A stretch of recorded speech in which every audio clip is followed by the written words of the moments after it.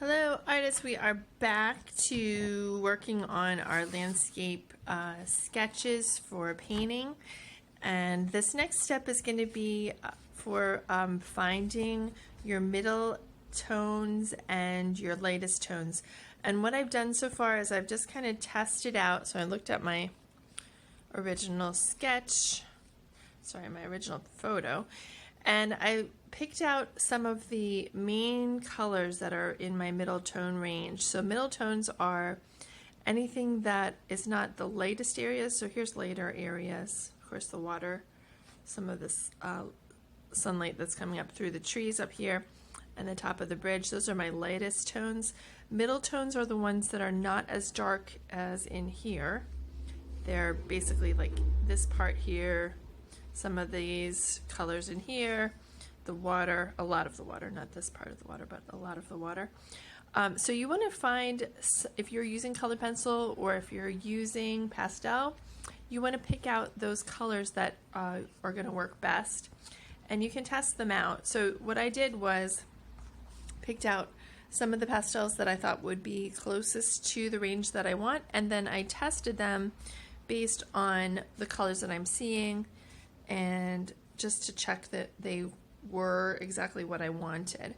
And a few of them I had to make some adjustments because I thought this one, for example, was a little bit too orange. There is some nice orange in here, but I'm going to use that later. And some of the grays, I wanted to make sure that they were light enough and that sort of thing. So that's what you want to do next, is pick out those middle tones, test them out, and then we're going to get started with getting those filled in. So the first part for filling them in, once you have picked out the different pastels or colored pencil shades that you want, and of course if you're using colored pencil and you don't have a huge range of colors, you can blend and mix them. You can do the same thing with the pastels too. It's a little bit different though. So the next thing to do is to pick out the color that is the most prominent, or it shows up the most in your picture. So for me, it's going to be this shade in here. It's kind of a greenish gray. It shows up quite a bit in my picture, and I'm going to fill in with that greenish gray. I think it is closest to this one that I have. I am going to probably mix a little more green in it, but that's the one that I'm going to start off with, just to fill in some of the areas that are in here. You can see that I already kind of started a bit, and also down in here. So that's where I see that the most. So I'm going to go ahead and do that, and we'll be right back. So here we have a lot of my middle tones in here. If this is just using one shade of gray to get those middle tones all throughout here. I just want to show you the original again next to it. So you can see that I'm basically kind of piecing it together. It's almost like putting a puzzle piece together. The other thing that I've done is blended some more blacks in, because as I was working, you really want to go from the darkest to middle to lightest. And you all know that I suggested putting in kind of a sketch in advance. As you're working on this, you're going to see some areas that need to be darker. So I did notice in here, right in here, and also top of the bottom of the bridge archway has to be a bit darker. Some of the shading in here and in here. So you can see that I took black.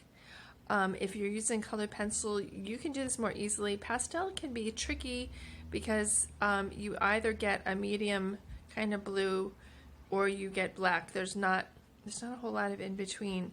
So I'm taking the black to blend it in with some of that blue. It's going to make it a bit less intense, which is kind of what you want. You don't want to have everything be super black. And just mixing it, blending it with your finger. You can also use a piece of fabric if you don't want to get terribly messy, but I don't mind being messy. So that's what you're doing next, is just getting all those middle tones in. The next part that I'm going to do is working on the water. So this part in here, I'm going to get some of that in. And then I'm going to start to make some connections between these different shapes that I've found, so that it feels a little bit more cohesive, because I know like right now it looks very impressionistic. Okay, so we'll be back in well, you'll see me in a second, but I'm going to be working for a couple minutes more. So here is some more progress. I've gotten more of my darks and middle tones in there. And I've just started to make a few outlines of my latest shades just to find the shapes of things. So for example, right in here, because it was very murky in here, I just put a few of those highlights in. The other thing I want to show you is that I'm going in the same direction. So the lines that I'm making on my paper are going in the same direction as the lines that I see in these rocks. And then, so for example here, you know, this is a very different shape and my lines will go across like that, while over in here in these rocks, because there's kind of this directionality of lines going this way, I'm going to actually make my lines go that way because it will emphasize those shapes a little bit more too. Okay, so right now I have a good sense of my middle tones and my darker tones, so I'm going to start to put in more highlights, and I'm going to actually start to also bring in some colors. My highlight areas, as I mentioned before, are in here, up in here, up in here. I don't want to put my brightest brights in yet. I just want to put the lighter shade, so I'm probably going to use this gray. It's a lighter gray than the last one that I used. It's just going to be to block out those areas, and then I'll come back in to do highlighted colors. I'm probably going to do this middle tone of the green in the background. It is, I pulled out this green. You can actually see that it matches really well for that center area in here too. I'm going to go ahead and do that. And then, like I said, you want to not really work on these highlights until the very last. All those highlights are going to be last. So I'm going to start working in my lighter tones now. So here is a bit more progress, and you can see that with all of the addition of these later areas of color, I'm now starting to get depth in the picture. And you can start to see the shapes as they're going back in space, and especially the differences between where there are trees and rocks and the bridge and the water, starting to make those kinds of details happen too. And you know, with this sketch, I don't want you to work too hard on getting details. I really want you to just try to get the colors in there. So trying to blend and mix the colors to get it as close to what it is that you're looking at is the best plan for this. So I want you to really look and say, okay, what colors do I need, and how can I get those colors to relate to each other really well?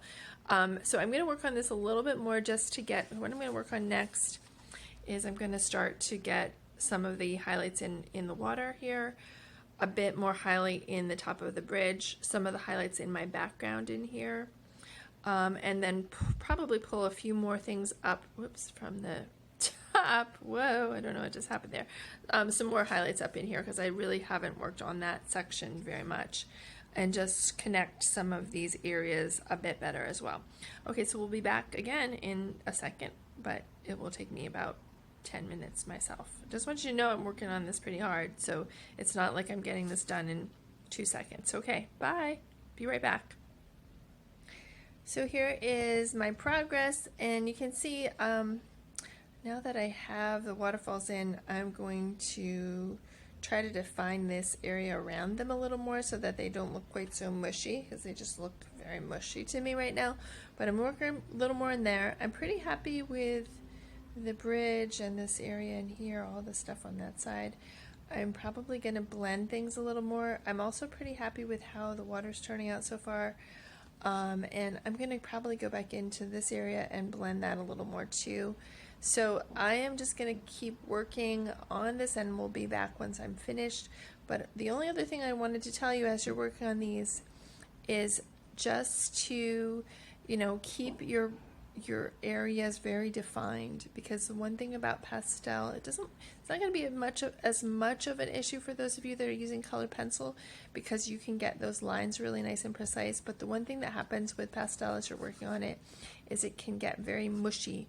So like you can see, like in here where I had this line really defined, now over on this side it's gotten very mushy because I've gotten so many things on top of it.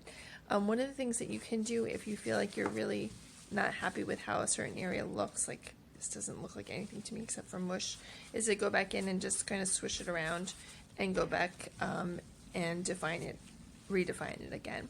Okay, so we'll be back again and I'll just show you how my progress has gone. So here is I'm pretty happy with how this is right now.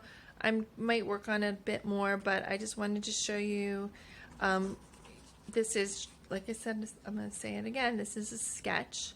So you really just want to get your colors laid out in there, the right tones, so your lights to your darks, and a general feeling of your composition, what you are going to want it to look like on your canvas when you start painting.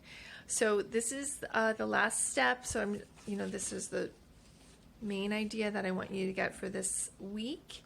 Once you're happy with your sketch, you'll have a really good start for your painting. And I know we talked about this in class, but it's just something that helps you to really be ready for that canvas. Canvases are special. So when you're actually using paint, you want to have a good idea as to what is going to happen on that canvas, what you want to have on there, where you want shapes to go before you get started with it. So this is it for this week. I would love to see, please post your pictures up. You can put them on Seesaw, but it's harder for me to get them. So please send them to me. You can email them to me. I'm actually putting together portfolios of everybody's artwork from the different grades. So I would love for you to send it to me and I can include it in your portfolio, which is going to go on a photo album online. So have fun, everyone, and I will see you really soon. Okay, bye.